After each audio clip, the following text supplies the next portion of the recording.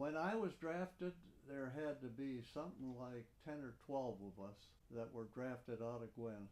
I ended up in the Army, and when I went through basic training, I was lucky to be able to get into the 10th Mountain Division.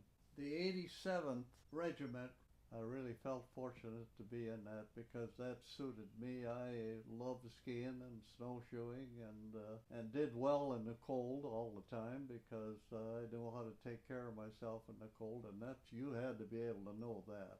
And if you were good enough at skiing, you got a rating right off the bat because you could be teaching somebody that didn't know how to ski. Then we trained for the landing on Kiska in the Aleutian Islands. During the time we were doing all of this, the 85th and 86th was being formed at Camp Hale, Colorado. The 87th came in there with the 85th and 86th, and that made the division. First part of January of 1945.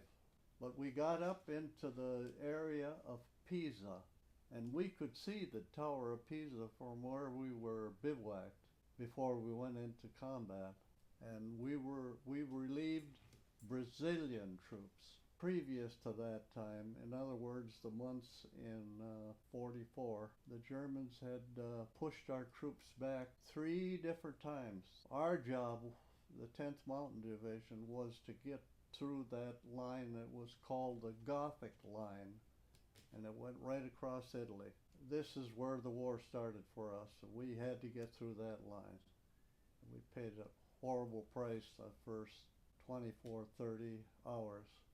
We lost something like 200 men.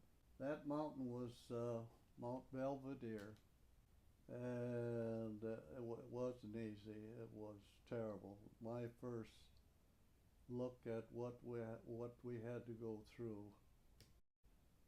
It was a horrible sight.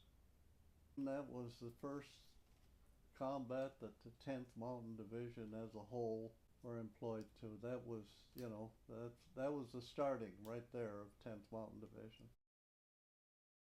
To learn more about World War II heroes, join the Center for the May 8th Cemetery Walking Tour at Park Cemetery.